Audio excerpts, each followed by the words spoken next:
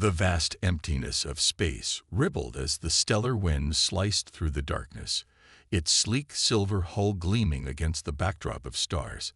The Empire's flagship emerged from hyperspace with the grace of a dancer, followed by its escort vessels forming a perfect diamond formation. As they approached the third planet of this unremarkable solar system, the blue marble of Earth grew larger in their viewport. Ambassador Du-1, Kim stood motionless on the bridge, his weathered hands clasped behind his back. His crystalline metals caught the light from Earth, sending tiny rainbows dancing across the polished deck. After serving the Empire for 40 years, he thought he had seen everything the galaxy had to offer.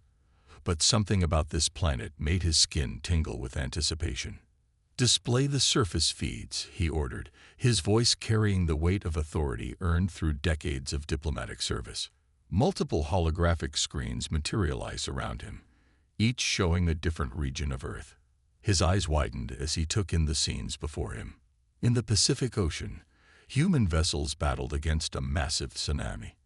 Instead of fleeing, their ships moved with purpose, deploying energy fields that somehow calmed the raging waters. Along Iceland's coastline, teams of workers used advanced machinery to redirect molten lava flows from volcanic eruptions, saving nearby settlements. High above, human space stations coordinated with ground control to clear dangerous orbital debris using precision laser arrays. "Fascinating," Du-1 murmured, leaning forward to study the displays more closely. They handle multiple crises simultaneously, with remarkable efficiency. He turned to his aide, Jae-ho Park, who was furiously updating data on his tablet. "Our initial reports clearly underestimated their capabilities." Jae-ho's fingers flew across his screen as he compiled the new information. "Sir, according to our latest analysis, they've somehow achieved Level 4 civilization status." He paused, double-checking his readings. "But their development path is completely unorthodox. They've skipped several typical evolutionary stages. Their technology appears to be a mix of various approaches we've never seen combined before."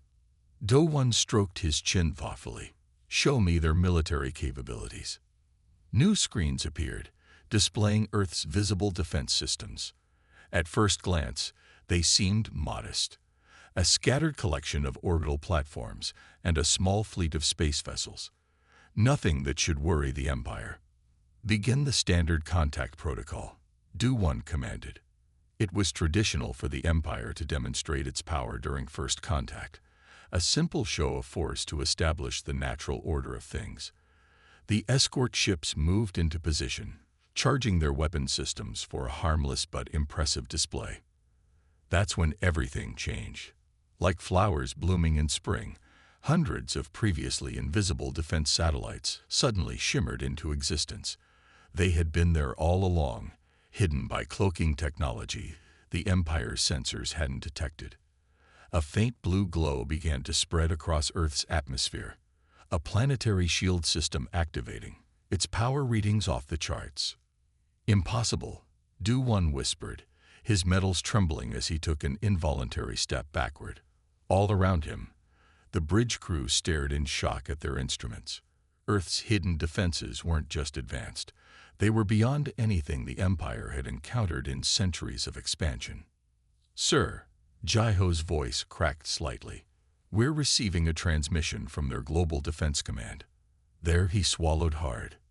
"They're asking if we'd like to schedule a proper diplomatic meeting, or if we prefer to continue with our unnecessary display of force. They say either option is acceptable to them." Do-1 felt a bead of sweat roll down his neck. In all of his years of service, he had never encountered a species that treated the Empire's power demonstration as an amusing formality. These humans hadn't just masked their true capabilities, they had waited patiently to reveal them at the perfect moment, like players in an elegant game of strategy.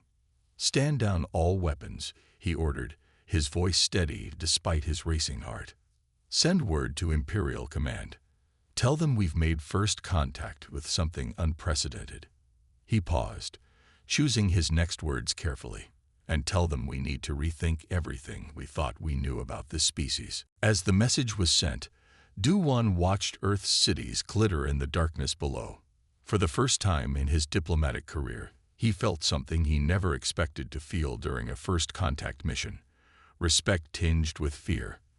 These humans were different, and he had a feeling the galaxy would never be the same once they made their presence known to the stars. The curved walls of the Empire's Strategic Command Center gleamed with holographic displays, casting a soft blue glow over the worried faces of the gathered officers. Admiral Hangil paced back and forth, his boots clicking against the polished floor as he studied the endless stream of data flowing in from Earth. The first contact reports sat open on every screen, each new detail making his frown deepen.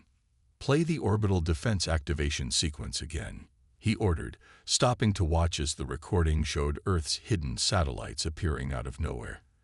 The energy readings from their planetary shield made his stomach twist. This shouldn't be possible. Their development pattern breaks every rule we know about technological advancement. Behind him, a team of analysts worked frantically to make sense of the data. Screens filled with charts tracking human progress through the ages, from simple tools to space travel in a fraction of the time it had taken other species. Admiral Lee ran his fingers through his graying hair, the weight of his discoveries pressing down on his shoulders. "Look at this timeline," he said, pointing to a particular graph. "They've achieved in decades what takes most species centuries. Their learning curve isn't just steep, it's nearly vertical." Intelligence Officer Su-Jin Choi stepped forward, her tablet displaying detailed analyses of human military history. Her usually calm demeanor showed signs of strain as she presented her findings.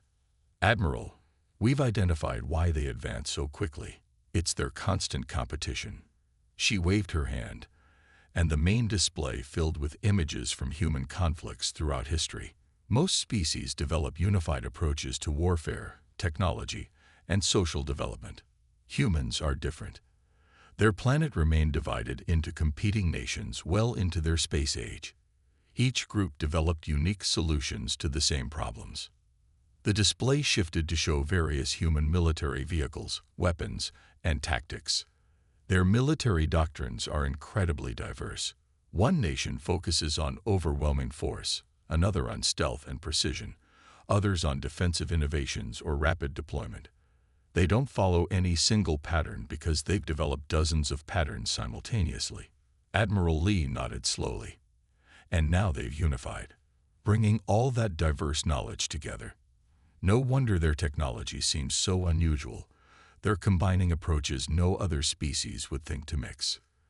The Admiral's concerns, however, fell on deaf ears when presented to the Empire's High Council. The Grand Chamber, with its towering columns and ancient symbols of power, hosted the emergency session to discuss the Earth situation. 12 council members sat in their elevated seats, looking down at Admiral Lee and Officer Choi with expressions ranging from boredom to disdain. High Counselor Tai Yang Song, his elaborate robes marking him as the most senior member, waved his hand dismissively. "You speak of these humans as if they were something special. They're just another primitive species playing with technology they don't understand." "But sir," Officer Choi interjected, "their adaptation rate is unprecedented.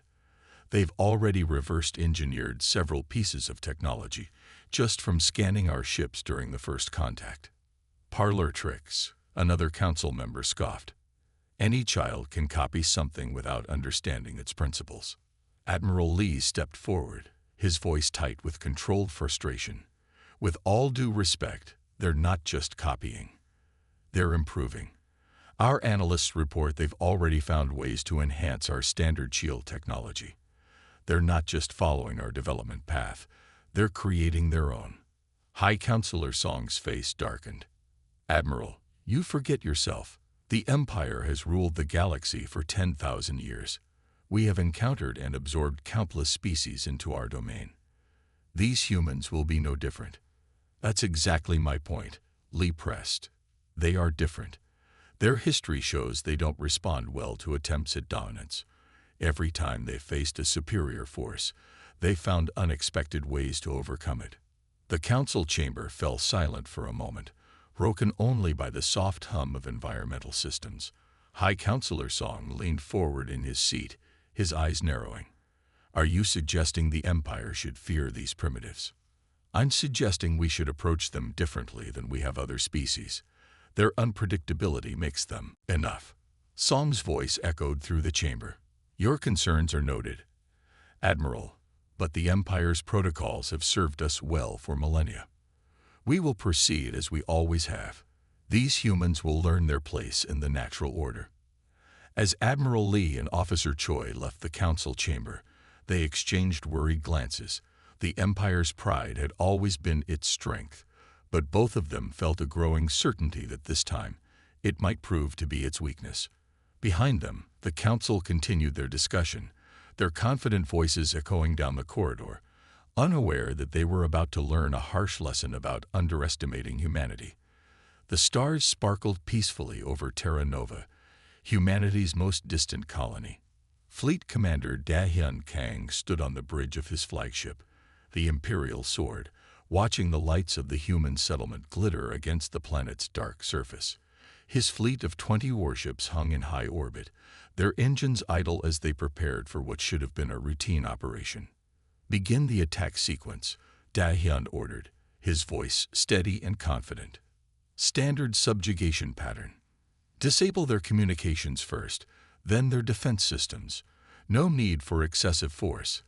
These colonists will surrender quickly enough.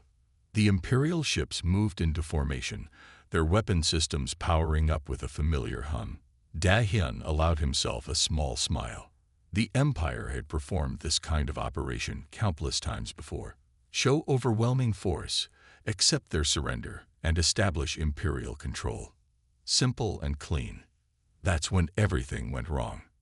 The first sign of trouble came when their initial volley of communication jamming pulses simply vanished into thin air.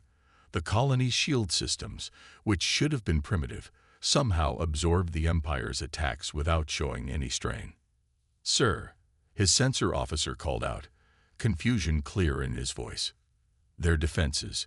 They're not using standard shield configurations. The energy patterns are like nothing we've seen before. Before Da-hyun could respond, dozens of small ships burst from hidden hangars across the colony's surface. They moved in ways that defied normal space combat logic, spinning and weaving between his carefully arranged formation. Their size and speed made them almost impossible to target. Maintain formation, Da-hyun ordered, but it was already too late. The human vessels didn't engage in traditional ship-to-ship combat. Instead, they executed what appeared to be random maneuvers, each one somehow managing to slip through his fleet's defensive screen. A bright flash lit up the bridge as one of his destroyers suddenly lost power, its systems completely shut down by some unknown weapon. 2 more ships reported similar failures within minutes. Sir, we're detecting multiple hyperspace signatures, his tactical officer announced, voice rising in alarm. Large fleet approaching. They're coming from Earth. Da-hyun's blood ran cold as the reinforcements arrived. The human ships emerged from hyperspace in a scattered pattern that should have been tactically unsound, yet somehow formed a perfect encirclement of his fleet. At their head was the Earth flagship, commanded by Admiral Jin-Woo Park. Imperial forces. Park's voice came through clear on all channels, somehow breaking through their encryption. You have attacked a human colony without provocation. We request your immediate surrender. Da-hyun straightened his uniform. This is Imperial territory now. You have no authority here. The response came in the form of coordinated attack unlike anything in Empire records. The Earth ships moved in perfect synchronization, but each one used different tactics. Some employed energy weapons, others launched swarms of drones, while others used gravity manipulation technology the Empire had never seen before. How are they doing this? Da-hyun demanded as another of his ships went dark. Their tactics make no sense. His tactical officer shook his head in disbelief. Sir, they're not following any known combat doctrine.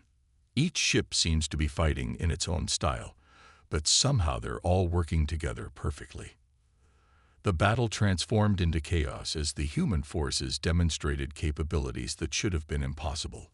They adapted to every Imperial tactic, countering strategies that had worked perfectly for centuries. When Dahyun ordered his ships to regroup, the humans predicted the maneuver and were already there waiting. When he tried to retreat, they seemed to know exactly where his ships would emerge from hyperspace. All ships, full retreat, Dahyun finally ordered, his pride bitter in his throat. They're not just fighting back, he added in his report to Imperial Command, watching his remaining ships limp away from the battlefield. They're adapting to our every move, learning, changing tactics, improving their strategies in the middle of combat. As the Imperial fleet retreated, Admiral Park's voice came through one final time. Let this serve as a lesson, Commander. Humans don't just defend. We innovate. Remember that before you consider attacking another of our colonies. The stars stretched into streaks as Dahyun's damaged flagship entered hyperspace. He stared at the battle recordings, trying to make sense of what he had witnessed. The humans hadn't just defeated his fleet. They had rendered centuries of Imperial military doctrine obsolete in a single engagement. As his ship limped home, he couldn't shake the feeling that this was just the beginning of something much larger than a simple colonial skirmish. Snow fell softly outside the massive windows of the United Earth Defense Command headquarters in Geneva. Inside the Grand Council chamber, representatives from every nation sat in tense silence as General Min Seo-yoon approached the podium. The room's wooden panels and warm lighting contrasted sharply with the advanced holographic displays showing the recent battle at Terra Nova. The Empire expected us to break. General Yoon's voice carried clearly through the chamber, her battle-worn uniform bearing the newly created Earth Defense Force insignia. They thought their attack on Terra Nova would shatter our resolve. Instead, we showed them something they never expected: unity. She gestured to the battle footage playing behind her. The room watched as Earth's combined fleet executed their perfect defense of the colony. For the first time in human history, we fought as one. Japanese stealth systems worked alongside Indian shield technology. American drone swarms coordinated with Brazilian strike craft. Chinese gravity weapons supported Korean electronic warfare. The general paused, letting the implications sink in. But this was just our first response. Now we prepare our real answer to Imperial aggression. The display shifted to show Earth's orbital shipyards. Massive structures stretched for kilometers, their construction bays filled with vessels unlike anything humanity had built before. Workers in spacesuits swarmed over hulls that combined smooth Imperial lines with human engineering practicality. Chief Engineer Hai-Jin Kwan stepped forward, her work clothes still showing grease stains from the shipyard. The Empire gave us a gift when they attacked, she said, pulling up technical specifications. Every weapon they fired, every shield they raised, every system they used. We studied them all. The screens filled with diagrams showing hybrid technology that made several council members lean forward in surprise. We don't just copy technology, Hai-Jin explained, highlighting several innovations. We improve it. Their energy weapons were efficient, but adding our own advancement in plasma containment doubled their power. Their shields were strong, but incorporating our adaptive frequency modulation made them nearly impenetrable. She brought up a new image that made the entire room murmur with appreciation. This is the Defender-class battleship. It combines Imperial hyperspace technology with human missile systems. Their gravity manipulation with our point defense networks. Their energy distribution with our damage control innovations. General Yoon nodded approvingly. The Empire thinks they're dealing with primitive copycats. They don't understand that humans have spent centuries preparing for this moment. Every war we fought against ourselves taught us something new. Every arms race pushed our technology forward. Every conflict forced us to innovate. The display showed production schedules from shipyards around Earth and throughout the solar system. Thousands of ships were under construction, each one incorporating lessons learned from centuries of human warfare with newly understood Imperial technology. Our diversity is our strength, the general continued. The Empire's weapons are all the same. Their tactics never change. Their strategies are predictable. But humanity, We have 1,000 different ways to solve every problem. A junior council member raised his hand. But surely they'll adapt to our tactics now that they've seen them. Hai-Jin smiled. They already have. That's why we're not building the same ships that defended Terra Nova. Every vessel in production incorporates new innovations, new combinations, new approaches. By the time they figure out how to counter our current technology, we'll have developed something even better. The screens showed testing footage of the new weapons. Imperial shield technology combined with human artificial intelligence created defensive systems that could predict and counter attacks before they hit. Stealth systems that bent both light and gravity made ships virtually undetectable. Hybrid drive systems allowed for maneuvers that should have been impossible. The Empire thought they were punishing an upstart species, General Yoon concluded, her voice filled with quiet confidence. Instead, they've awakened something they don't understand. Humanity doesn't just survive adversity. We thrive on it. Every challenge makes us stronger. Every obstacle pushes us to improve. She looked around the chamber, meeting the eyes of each council member. The Empire expected us to break. Instead, we'll show them why humanity survived its own violent history. We'll show them why every attempt to conquer us has failed. We'll show them what happens when humans decide to unite against a common enemy. The council chamber erupted in determined applause. Above them, through the transparent ceiling, they could see the skeletal forms of new ships taking shape in orbit, each one a testament to humanity's ability to take the best of old and new, of Earth and Empire, and forge it into something unprecedented. The Empire had meant to teach humanity a lesson. Instead, they were about to learn one themselves. The Imperial fleet emerged from hyperspace like a storm of metal and energy. Thousands of warships appearing simultaneously around 3 human colony worlds. Operation Final Dawn had begun, the Empire's largest military operation in 5 centuries. The massive fleet split into 3 equal groups, each targeting a different world: Terra Nova, New Eden, and Horizon's Edge. Fleet Master Jun-Ho Kang stood on the bridge of his command ship, watching the tactical displays with satisfaction. "Begin the assault," he ordered. "Show these humans the true might of the Empire." The Imperial ships moved forward in perfect formation, their weapons charging for what they expected to be a swift and devastating attack. The human colonies lay before them, seemingly defenseless. No orbital platforms, no defensive fleets, no visible protection of any kind. Jun-Ho's smile faded slightly. Something wasn't right. The humans had proven clever before. This looked too easy.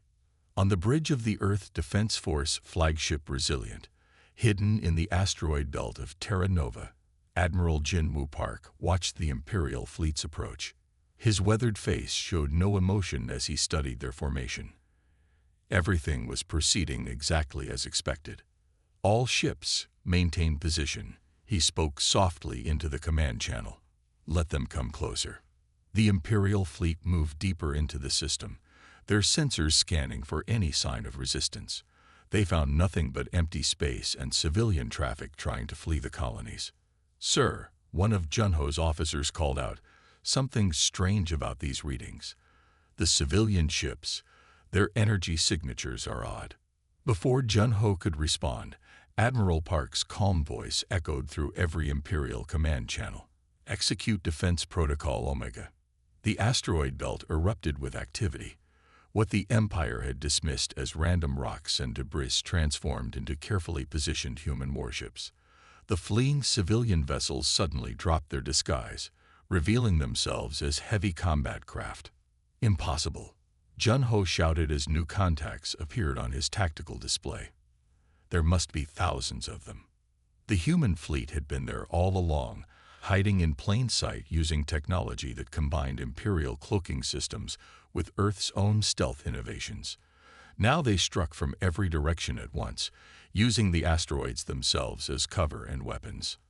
Admiral Park's voice remained steady as he coordinated the defense. "All ships, engage according to your designated protocols. Show them what humanity has learned." The battle that followed defied every principle of space combat. the Empire had ever known. Human ships fired weapons that combined kinetic, energy, and gravity-based systems in ways that should have been impossible. Imperial shields designed to stop any one type of attack crumbled under the combined assault. How are they doing this? Jun-Ho demanded as another of his ships exploded. They're weapons. They're not following any known principles. His tactical officer's voice shook as he replied, "They're using everything at once, sir. Kinetic rounds wrapped in energy fields, guided by gravity manipulation. Our shields can't adapt fast enough." In the debris field around New Eden, the Second Imperial Fleet faced a different kind of assault. Human ships launched swarms of drones that appeared to be simple missiles until they suddenly split apart, each piece becoming a new weapon platform. The Imperial crews found themselves surrounded by millions of small, agile targets that could recombine into larger units at will. The Third Fleet at Horizon's Edge encountered yet another surprise. The human defenders there used the planet's magnetic field as a weapon, combining it with their own technology to create storms of energy that ripped through Imperial formations. Back at Terra Nova, Admiral Park watched as the careful plan came together. "Activate the gravity nets," he ordered. Hidden generators throughout the asteroid belt activated, creating a web of overlapping gravitational fields. Imperial ships found themselves trapped, their own mass turned against them. Human vessels, designed for these conditions, moved through the distorted space with ease. "This is impossible," Jun-Ho whispered as his fleet was systematically torn apart. "We are the Empire. We cannot be defeated by." His words were cut off as his flagship's shields finally failed under the combined assault of 3 different human attack squadrons, each using a different combination of hybrid weapons. Admiral Park's voice came through one final time. "The Empire thought quantity would overcome quality. You brought thousands of identical ships with identical weapons and identical tactics. We brought something different: creativity, adaptation, and the combined knowledge of 100 human cultures." As the remains of Operation Final Dawn retreated in disarray, the human defenders regrouped around their colonies. They had lost ships too, but their victory was absolute. The Empire had launched its greatest attack, expecting to find panic and disorganization. Instead, they had found humanity at its best, prepared, united, and innovative. The stars grew quiet again as the battle ended, but everyone knew this was just the beginning. The Empire had tried to break humanity with overwhelming force. Now they would learn what happened when humans decided to push back. In the darkness of space near the Imperial core worlds, Colonel Sun-Mei Kim sat quietly in her command chair aboard the stealth carrier Shadow's Edge. Her fleet of 200 ships remained perfectly still, their advanced cloaking systems making them invisible against the star-filled backdrop. They had been waiting patiently for 3 days, watching Imperial patrol patterns. "All ships, final briefing." Sun-Mei's voice carried across the secure command channel. The faces of her ship captains appeared on floating screens around her. "Humans don't just fight wars," she told them, her eyes bright with determination. "We end them. Today we show the Empire why." Her tactical display showed the Imperial Defense Network, a supposedly impenetrable wall of fortified stations and patrol fleets. The Empire had protected their core worlds the same way for thousands of years.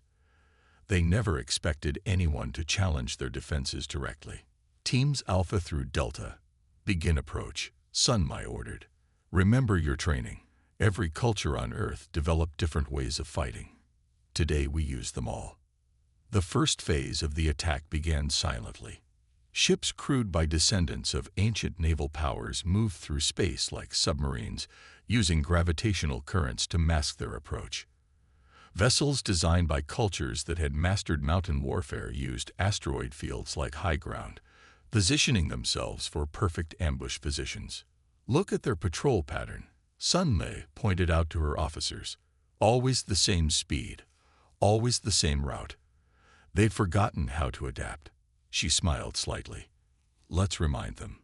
The first Imperial patrol never knew what hit them. Hybrid weapons combining Earth and Imperial technology struck from multiple directions simultaneously.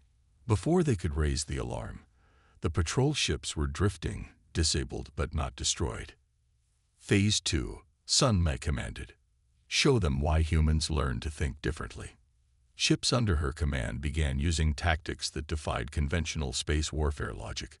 Some vessels launched clouds of smart dust that looked like normal space debris, but contained millions of tiny sensors and weapon platforms. Others used modified mining equipment to reshape asteroids into projectiles, creating artificial meteor showers that overwhelmed Imperial targeting systems. The Empire's response was predictable. They sent out their fleet in standard combat formation. Sun Mai had counted on this. "Spring the trap," she ordered. Human ships emerged from hiding spots throughout the asteroid field, but not to attack.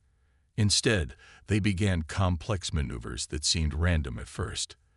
The Imperial commanders, trained to look for standard military formations, couldn't make sense of the scattered human fleet. Then the trap became clear. The human ships' apparently chaotic movements had created a complex web of gravitational distortions. Imperial vessels found their carefully planned formations pulled apart as space itself seemed to twist around them. "They're still thinking in two dimensions," Sun Mai observed as the Empire's fleet tried to regroup. "Show them what we learned from ocean warfare." Her ships began moving in three-dimensional patterns, inspired by schools of fish and pods of whales. They struck from above, below, and angles the Empire had never considered possible in space combat. Each attack used different tactics. Some ships launched conventional weapons, others used electronic warfare, while others employed psychological operations borrowed from Earth's greatest strategists. An Imperial commander's frustrated voice cut through the chaos. "What kind of strategy is this? It makes no sense." "That's exactly the point," Sun Mai replied on an open channel. "Humans learned long ago that the best strategy is the one your enemy can't understand." As the battle progressed, her fleet demonstrated technique after technique drawn from Earth's military history. Ships used deception tactics inspired by jungle warfare, striking and vanishing. Others employed principles from desert combat, using sensor ghosts like mirages to confuse Imperial targeting. The Empire's rigid command structure couldn't adapt fast enough. Each time they developed a counter to one human tactic, Sun Mai's forces switched to something completely different. Ships that appeared to be retreating would suddenly turn and attack. Damaged vessels became bait for traps. Even debris from destroyed ships was used as cover for new attacks. "Final phase," Sun Mai announced as the Imperial fleet fell into disarray. "Show them why humanity survived every challenge it ever faced." Her remaining ships formed up for one last attack. This time they didn't bother with deception or complex tactics. They simply demonstrated the raw power of human innovation, using weapons that combined thousands of years of Earth's military knowledge with reverse-engineered Imperial technology. The result was devastating. Imperial ships, their commanders still trying to make sense of the human tactics, found themselves overwhelmed by attacks they couldn't predict or counter. Within hours, the Empire's supposedly impregnable defense network had been shattered. As the dust settled, Sun Mai broadcast a final message to the retreating Imperial forces. "Remember this day. Remember what happened when you forced humanity to defend itself. Remember that we don't just learn from our victories. We learn from everything." Her fleet regrouped, their victory complete but their mission far from over. The Empire had started this war thinking humans were primitive and predictable. Sun Mai and her forces had proven them wrong, using humanity's greatest strength, the ability to learn, adapt, and combine different ways of thinking into something entirely new. The stars shone silently as her ships prepared for their next target. The Empire was about to learn another lesson about underestimating humanity's resolve. Sunlight streamed through the crystal windows of the Empire's High Council chamber, casting rainbow patterns across the ancient marble floors. The room that had hosted 10,000 years of imperial decisions now held an unprecedented gathering. On one side sat the Empire's highest officials, their ornate robes unable to hide their weariness. On the other side stood Earth's delegation, their simple uniforms marking a stark contrast. Ambassador Du-Won Kim stepped forward, his weathered face showing the same calm determination he had displayed during first contact.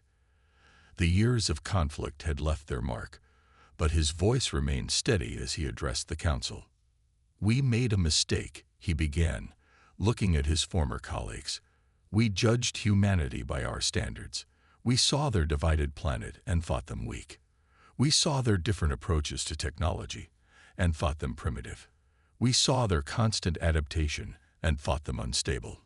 The council chamber's displays showed scenes from the war, Imperial fleets facing unexpected human tactics, carefully laid plans falling apart against unpredictable strategies, rigid doctrine crumbling before innovation. "What we fail to understand," Du-Won continued, "is that humans don't just survive. They thrive on challenges. Every obstacle we put in their path made them stronger. Every technology we used against them, they improved upon. Every strategy we employed, they learned from and adapted to." High Counselor Tai Yang-song, who had once dismissed humans as primitives, now sat forward with interest as Earth's peace terms appeared on the screens. They were not what anyone had expected. Instead of demands for territory or reparations, the humans proposed partnership.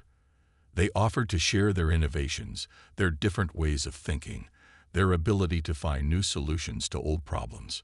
In exchange, they asked for equal status in galactic affairs and the right to help protect younger species from the mistakes the Empire had made. "We don't seek to replace the Empire," Earth's chief diplomat explained. "We want to help improve it. Our history taught us that true strength comes from diversity, from learning from each other, from combining different viewpoints to create something better than either could achieve alone."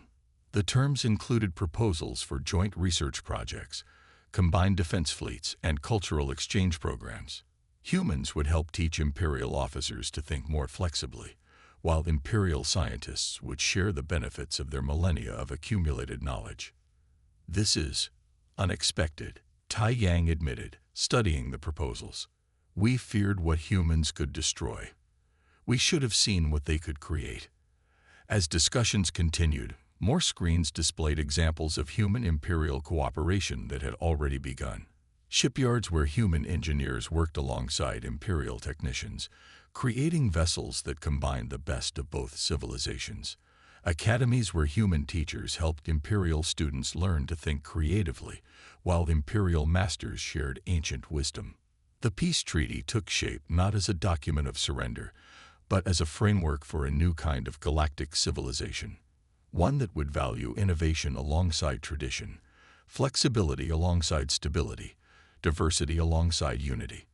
When High Counselor Tai Yang finally signed the treaty, his hands were steady. "Perhaps," he said quietly, "this was inevitable. The galaxy had grown too comfortable, too set in its ways. We needed something to wake us up, to remind us that there is always more to learn." Ambassador Du-Won smiled as he added his own signature. The Empire sought to conquer what they saw as a primitive species.